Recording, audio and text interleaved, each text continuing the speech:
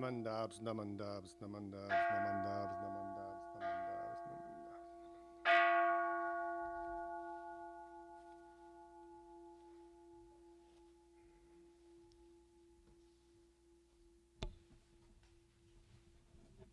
Good morning, everyone.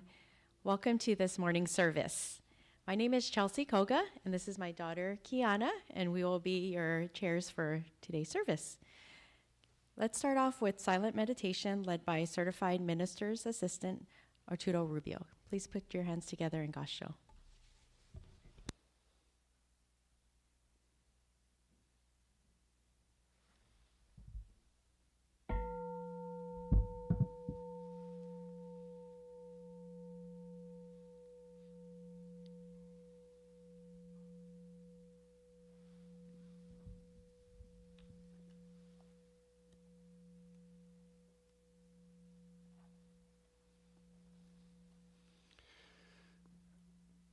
As one little candle lights another, so the light of Buddha's compassion will pass from one mind to another mind endlessly.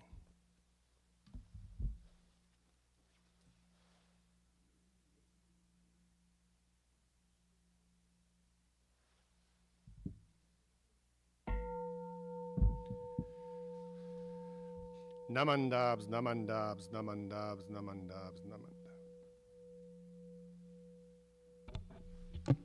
We will now chant the sutra Sanbutsuge gave on page 43.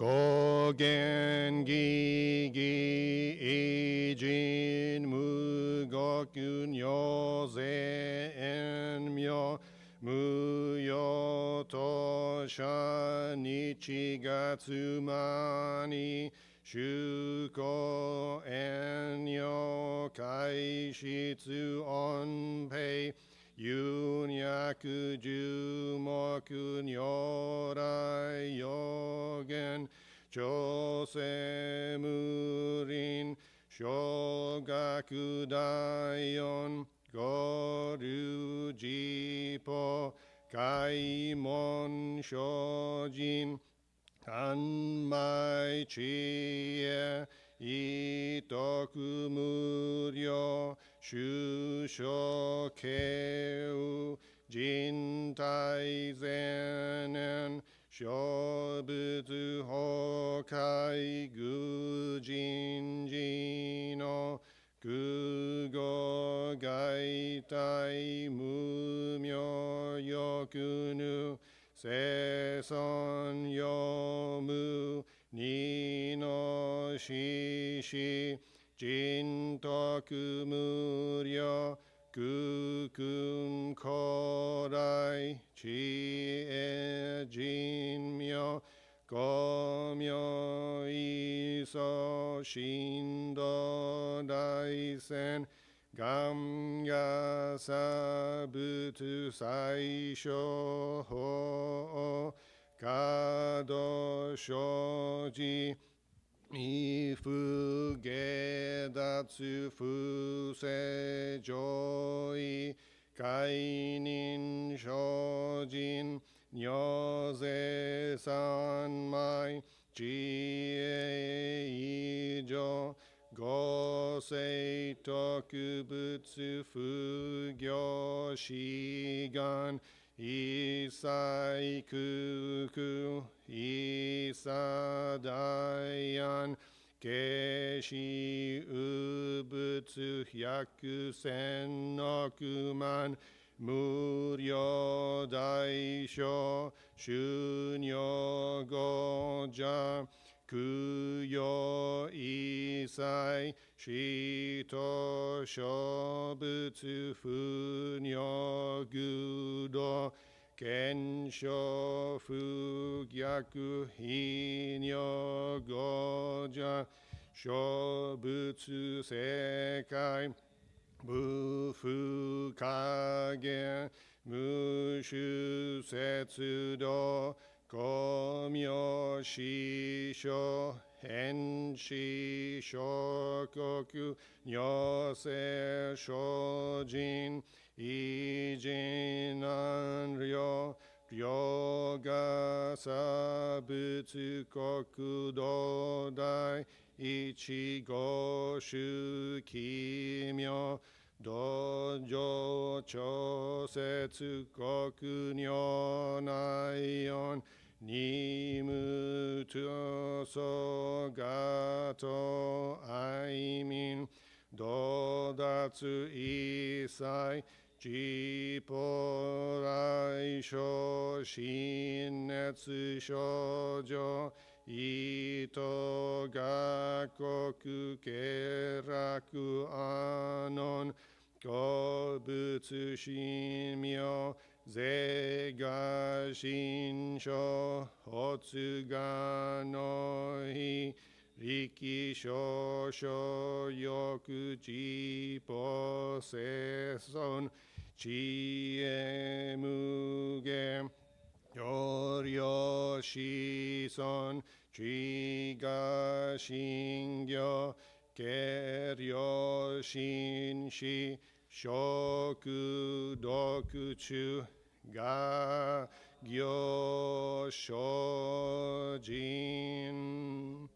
ninju fuke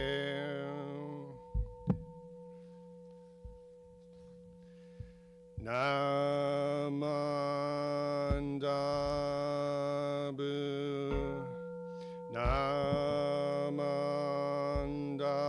namandabu namandabu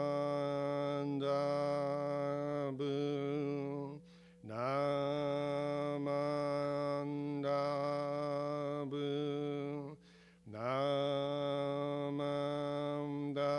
namandabu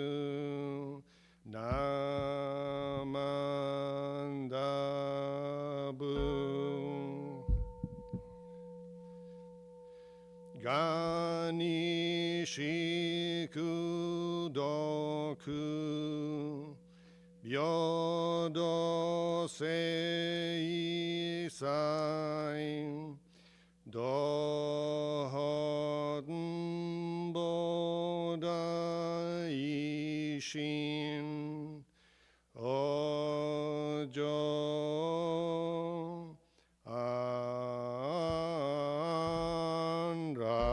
anrako.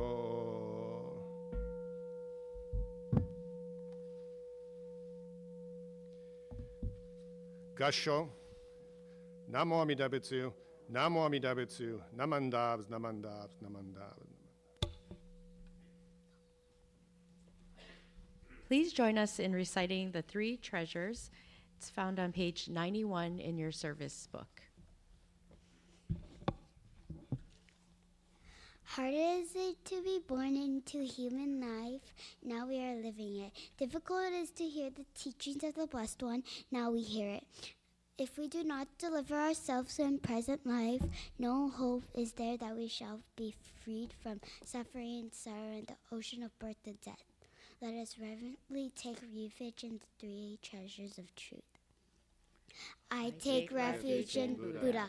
May we all absorb into ourselves a principle of way to enlightenment and awaken ourselves a supreme will.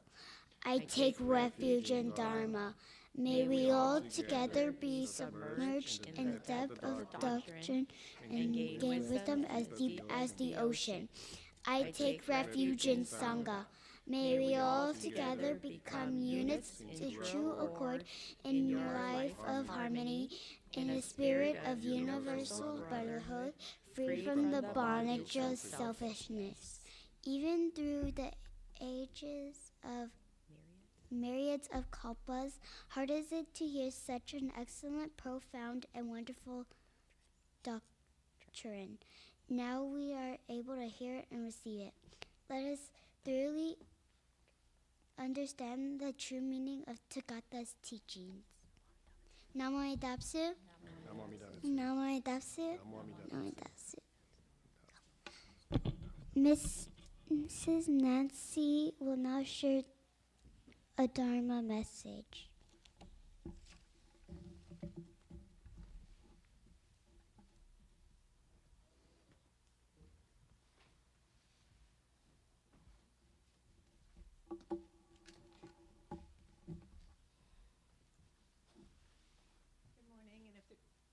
If there are any Dharma students, if they want to maybe get closer to the monitor, then they can get a view of the slides.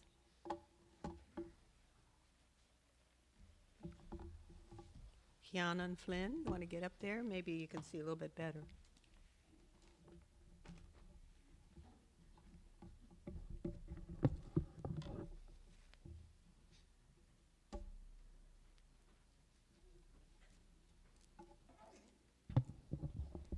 And I had my enabler, Brevin Honda, help me today.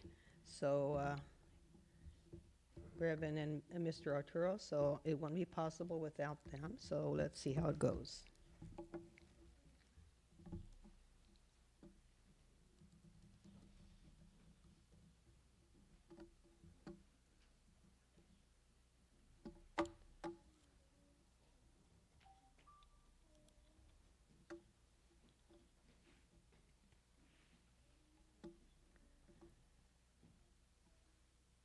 Okay, I titled this Dharma talk, Finding Your Path, which is our Dharma School theme for this year. And I added in the words, and learning to appreciate another's journey. So how do you get to know the world? Your parents, your grandparents, sisters and brothers, friends, teachers might show you and teach you, or you learn and experience together. You can learn by yourself, by trying to do something, by reading, by watching. And you use your 5 senses. Can you name them?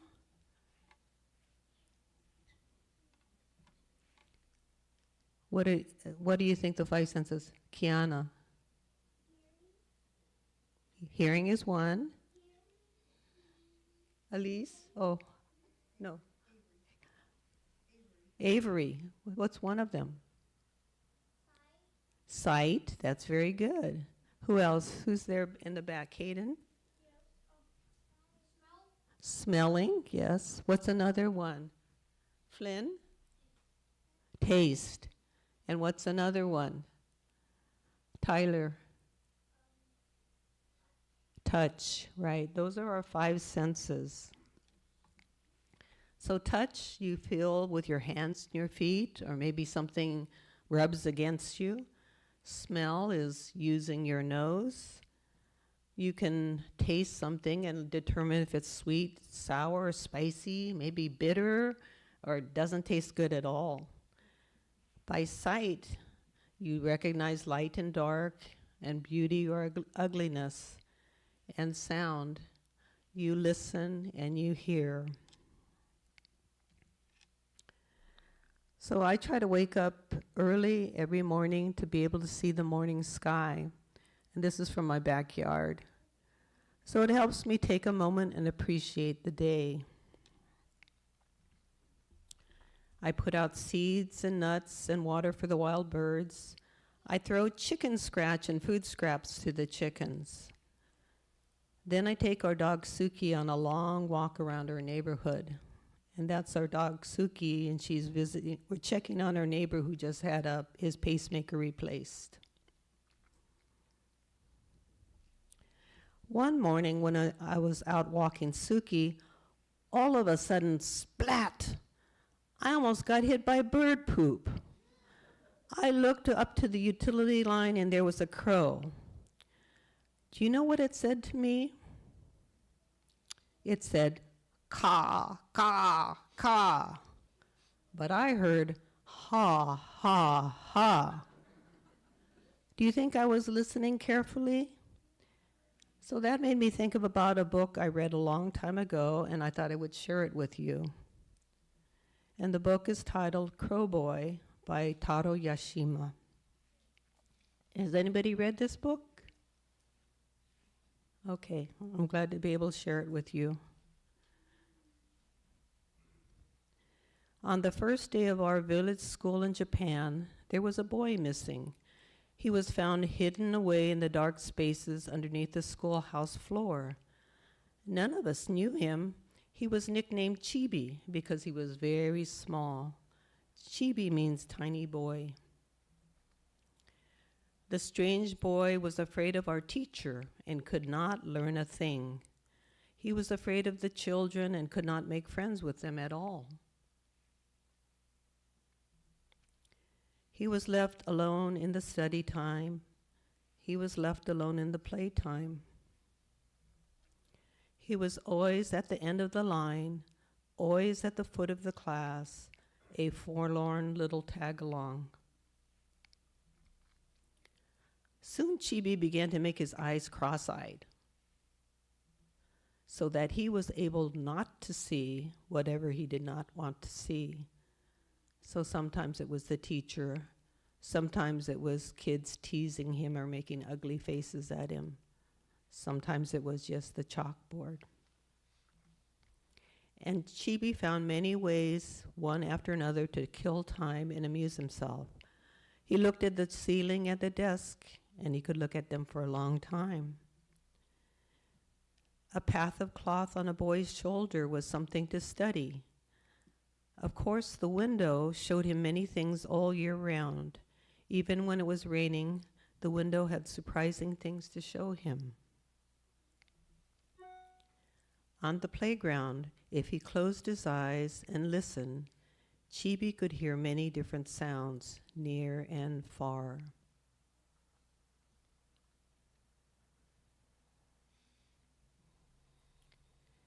And Chibi could hold and watch insects and grubs that most of us wouldn't even touch or even look at, so that not only the children in our class, but the older ones and even some of the younger ones called him stupid and slowpoke.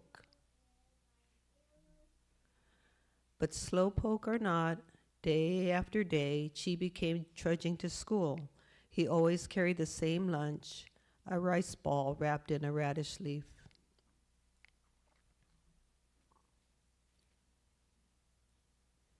And when it rained, he still came to school in a raincoat that was made of palm leaves.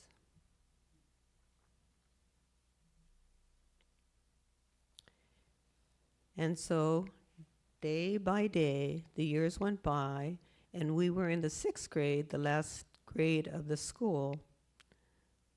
Soon we were at the, and when we were in the 6th grade, it was the last grade at that school.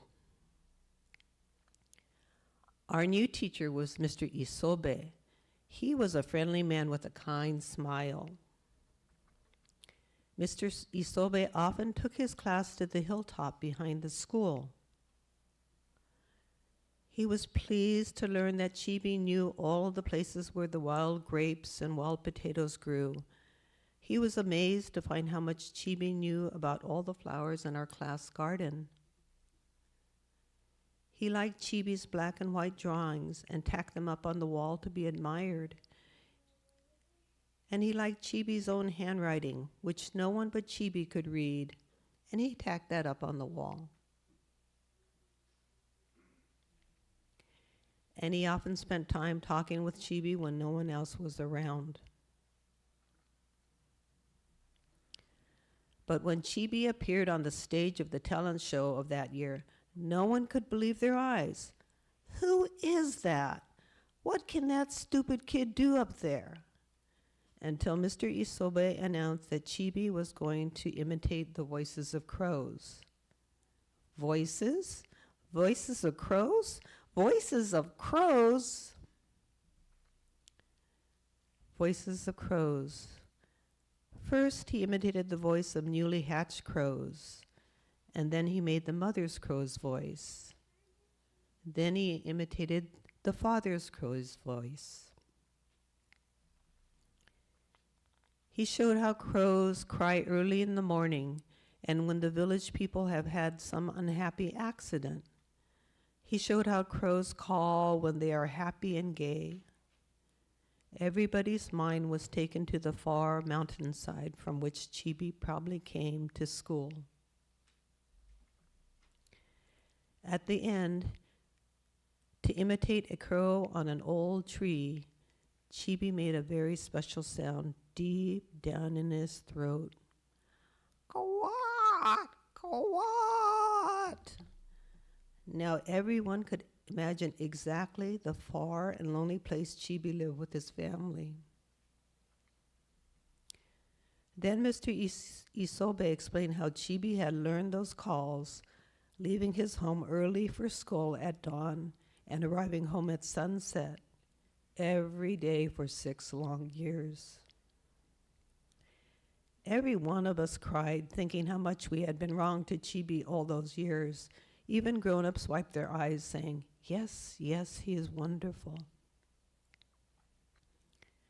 Chibi was the only one in our class honored with perfect attendance through all 6 years. After school was over, the big boys would often have to have work to do in the village for their families. Sometimes Chibi came to the village to sell the charcoal he and his family made, but nobody called him Chibi anymore. We all called him Crowboy. "Hi, Crowboy." Crowboy would nod and smile as if he liked the name. And when his work was done, he would buy a few things for his family. Then he would set off for his home on the far side of the mountain, stretching his growing shoulders proudly like a grown-up man. And from around the turn of the mountain road would come a crow call, the happy one. Okay, so that's the end of the story. And so Crowboy. So we learned a couple things, and it was easier for the other students to make fun and bully Chibi rather than making the effort to make him feel a part of the class. And so for 6 long years, even without friends or encouragement, Crowboy made the effort to go to school. And he learned to make the most of his hard life by using his 5 senses, by listening and observing. He learned to appreciate the lives of crows, the insects, and the plants. His teacher, Mr. Isobe, showed that taking the time to be kind and to appreciate Chibi was a way to awaken acceptance and understanding in his other students.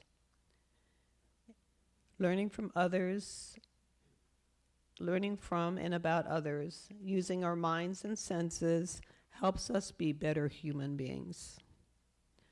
Okay, that's the end of my talk. Thank you for listening. Namo Amida Butsu.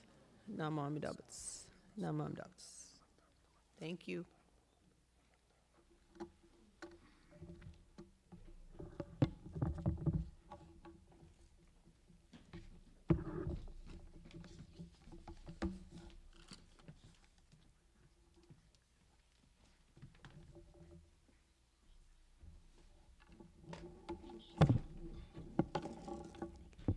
Thank you, Miss Nancy, for your Dharma talk. Please rise for the Gatha Buddha Loves You on page 106 of the service book. Thank you.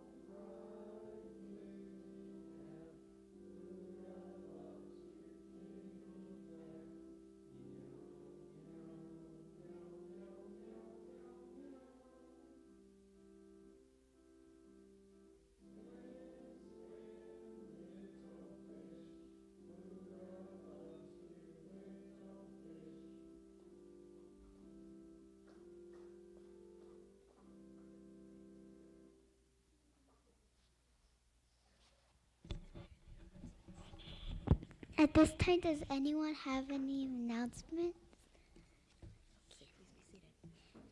Please be seated. The Buddhist Temple of San Diego, through its Dharma group, is running its yearly winter clothing donation drive. We will be collecting gently used warm clothing items such as jackets, sweaters, sweatshirts, heavy socks, etc. Please drop your donations at our temple through December 1st. Thank you.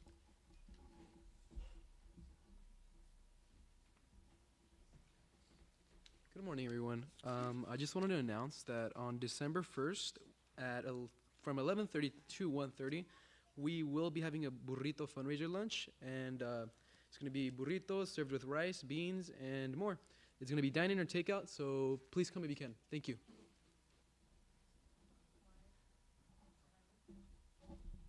$10 donation, please. Thank you.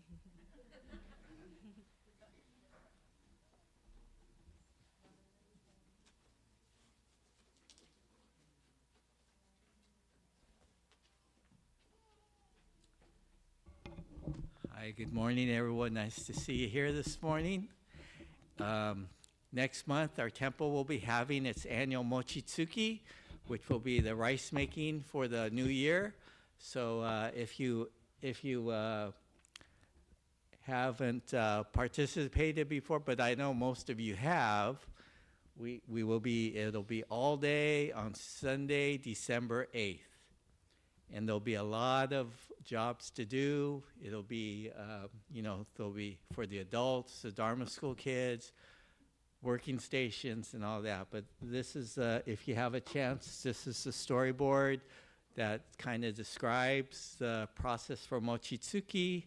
And for Dharma school families, we'll have a sign-up list. There'll be a sign-up list in the office if you'd like to work shifts. I know some of you already have your specific jobs that you like to do and the hours you spend. So, if you could spend a few hours or, the entire day with us and move around to different locations, that'll be great. And then we have order forms in the office if you like to order mochi. It's $7 for the bag of mochi, about 1 pound bag of mochi, and then $10 for the 2-piece kasane mochi for your home obutsudan. So Mochitsuki is a really fun day. Everybody comes out and has a great time making mochi for the new year. Okay, thank you.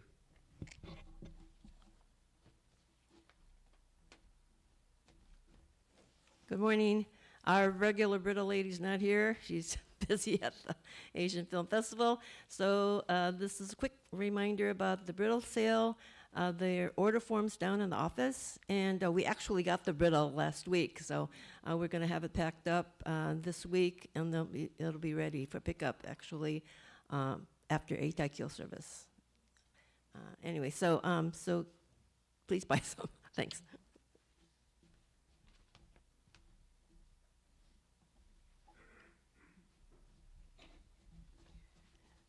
Good morning, everyone. In a couple years, I know it seems like it's far, but we're having a 2026 100th anniversary for the Buddhist Temple San Diego. And today, thank you to Kiku Gardens, on Friday, they had a lot of katsu chicken left over. So they donated it to our temple. And the 100-year committee wanted to just put a little tip jar out there for going towards our 100-year. I know it doesn't have to be a lot, just whatever you want, and there'll be a little tip jar there to enjoy since you're going to be enjoying the food, and we thank Kiku for that too. But anyway, thank you, and enjoy hospitality after the service. Thanks.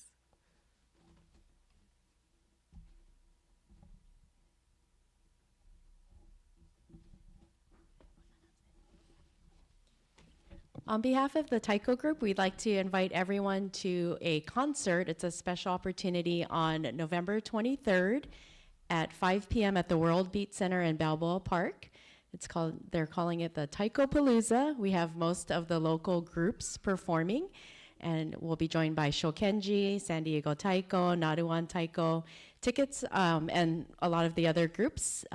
Tickets are $25 and available online. If you would like more information, please feel free to reach out to me or any of the members of the Taiko group, and we'll also have information posted online. And I also wanted to just welcome any guest. I see Arturo has a big fan club in the front row, so welcome to his family who are visiting today. Do we have any other guests visiting for the first time? Or, sorry, visiting that aren't usually here?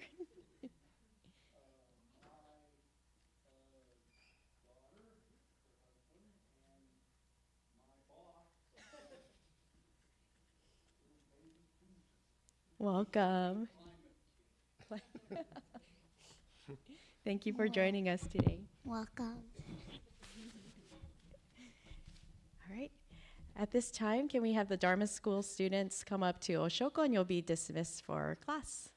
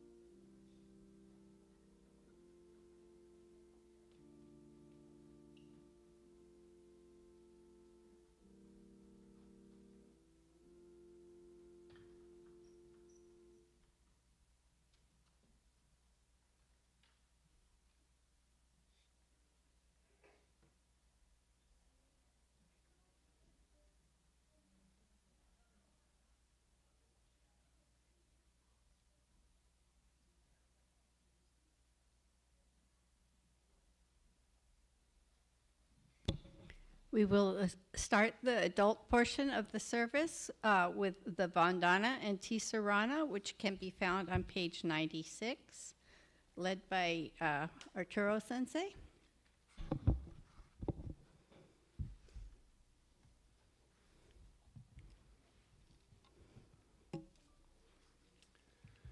Please join me from the top where it says leader, and we will be singing Vandana and Sarana in Pali, English, and Japanese. Namo tassa bhagavato arahato sama sambuddhassa. Homage to him, the exalted one, the enlightened one, the supremely awakened one.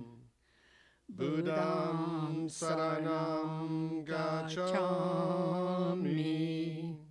Dhammam saranam gacchami, Sangham saranam gacchami. I go to the Buddha for guidance. I go to the Dharma for guidance. I go to the Sangha for guidance. Namo kie Butsu. Namo kie ho. Namo kie so. Kansho. Namo Amida Butsu. Namo Amida Butsu. Namandab, namandab, namandab. And now Arturo Sensei will give us a Dharma message.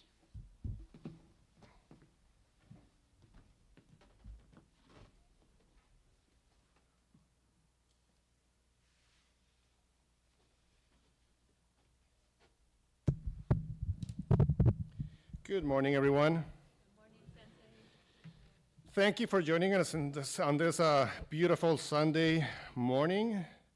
I'd like to begin this Dharma talk by reading a few excerpts from Rennyo Shonin's On White Ashes. Please join me with hands together in Gassho. In silently contemplating the transient nature of human existence, nothing is more fragile and fleeting in this world than the life of man. Whether I go before others or others go before me, whether it be today or tomorrow, who is to know? Those who depart before us are as countless as drops of dew. When the winds of impermanence blow, our eyes are closed forever, and when the last breath leaves us, our face loses its color. The fragile nature of human existence underlies both the young and the old. By so understanding the meaning of death, we come to appreciate the meaning of this life, which is to be treasured because it is unrepeatable. Namo Amida Butsu, Namo Amida Butsu, namandabs, namandabs, namandabs. I'm reminded of Noriko Sensei's wonderful Dharma talk last Sunday. Noriko talked about some of her experiences as a Buddhist chaplain and some of the pitfalls that should be avoided when serving in such a capacity. She stated that as a chaplain, you are present to accompany someone and their loved ones as they get closer to the moment of death. And primarily, she stated, the chaplain is there to listen. According to Noriko, the worst thing you can do is to say, yes, I know what you're going through, or yes, I know how you feel. Her Dharma talk led me to think about how varied the experience of death can be for those who are close to it, those loved ones who accompany them during those last moments, and even those who are tasked with assisting them in some way. Noriko Sensei's Dharma talk reminded me of some experiences I had almost 15 years ago when I was a volunteer photographer for a nonprofit called Now I Lay Me Down to Sleep. But let me give you some background information first. I want to talk first about the term memento mori. Memento mori is an artwork or object designed to remind the viewer of their mortality and of the shortness and fragility of human life. Exactly the point Rennyo wanted to make when he wrote On White Ashes more than 5 centuries ago. The phrase memento mori is Latin for remember you must die, and it has roots in ancient Rome and Greece, where it was common for people to carry small tokens, talismans, and trinkets that served as a reminder of the temporality of life. With the advent of photography in the early 1800s, memento mori portraiture became a thing, especially here in the US and in Europe. Memento mori photography, or post-mortem photography, is the practice of photographing the recently deceased. As photography became popular, it provided the middle class with a way to remember dead loved ones. We need to remember that before this, post-mortem portraiture, that is painted portraiture, was restricted to the upper class because of its high cost.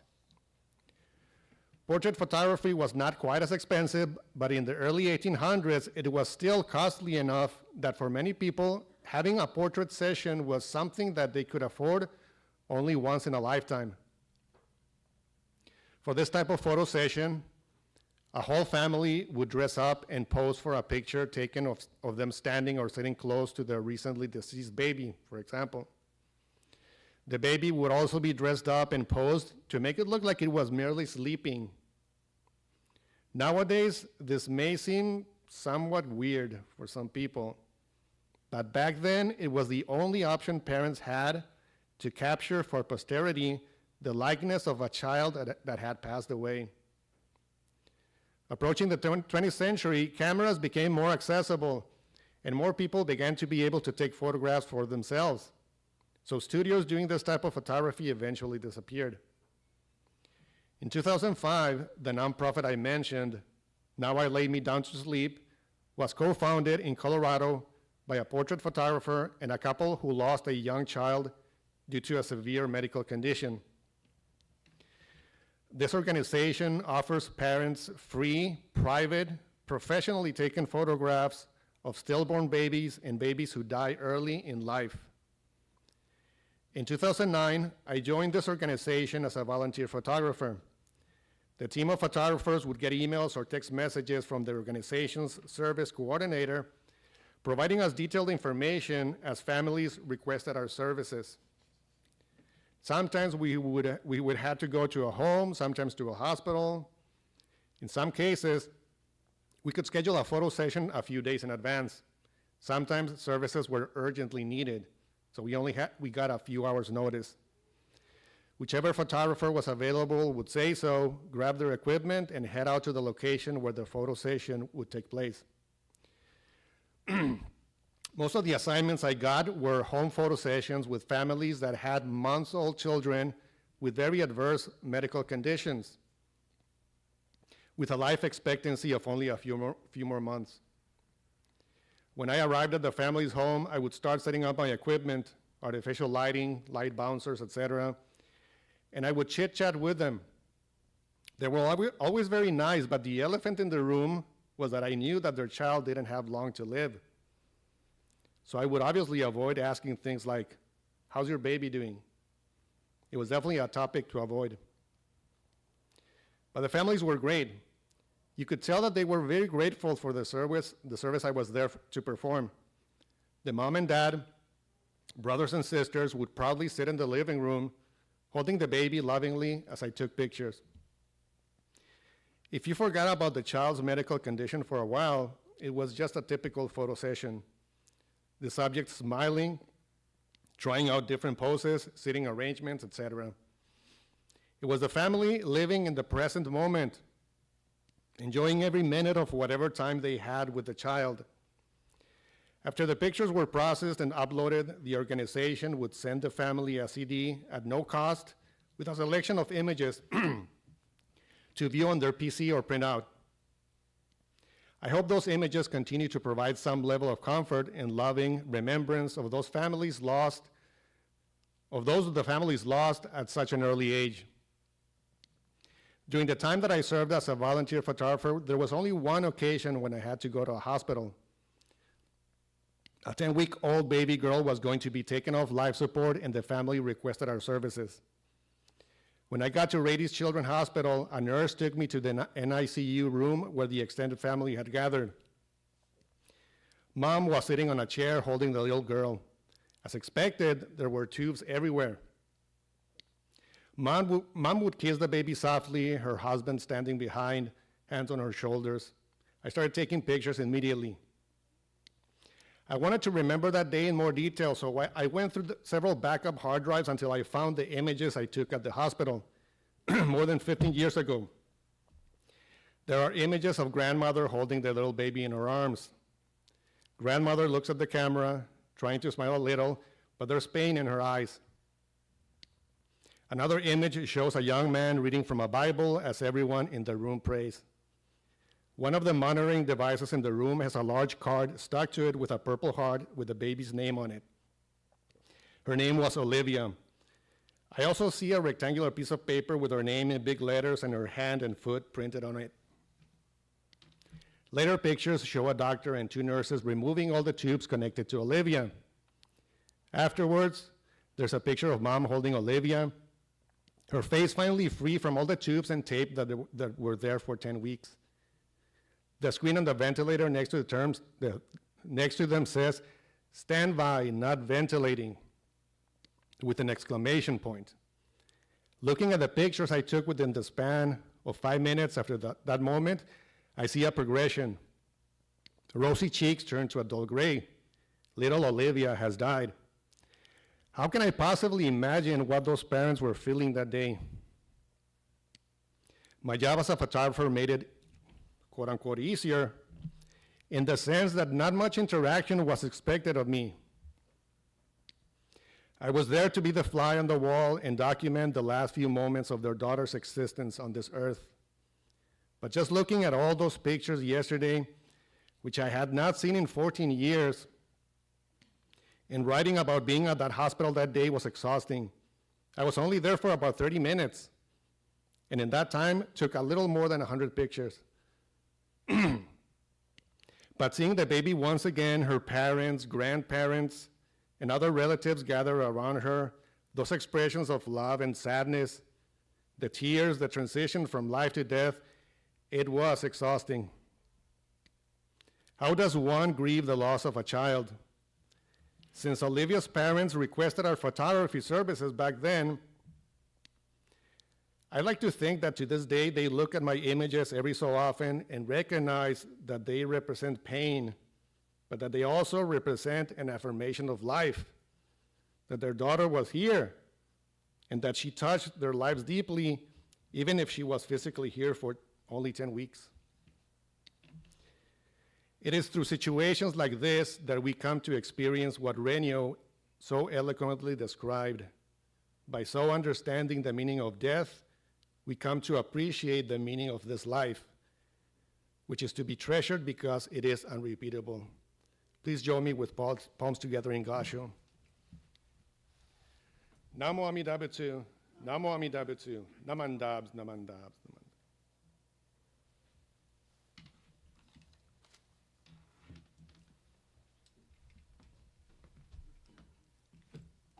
Thank you, Sensei, for a very moving Dharma talk. Could everybody please rise for the Gatha Ondokusan, found on page 128?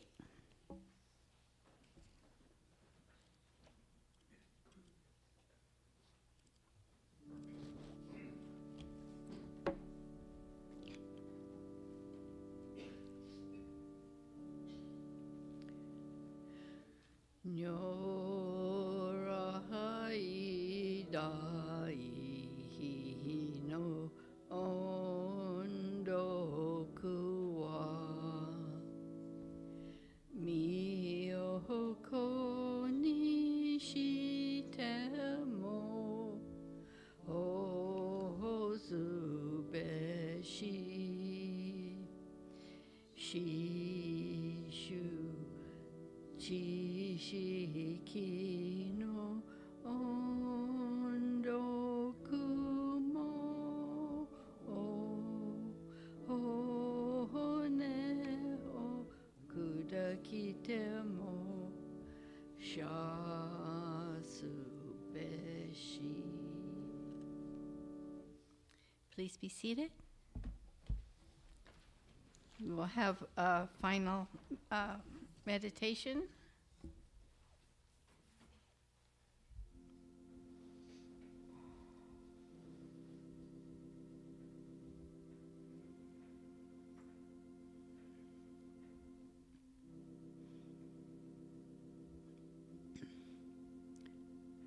May the wisdom of the all-compassionate one so shine within our hearts and minds that the mists of error and the foolish vanity of self be dispelled.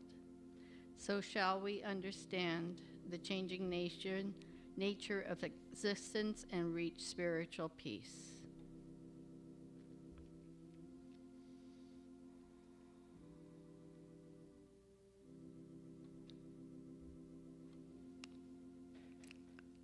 Namo Amida Butsu, Namo Amida Butsu, Namo Amida Butsu.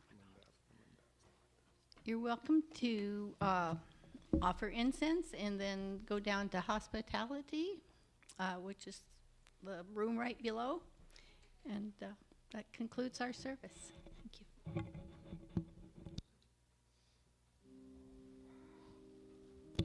If you have questions, please come up to the front and either in English or Spanish today.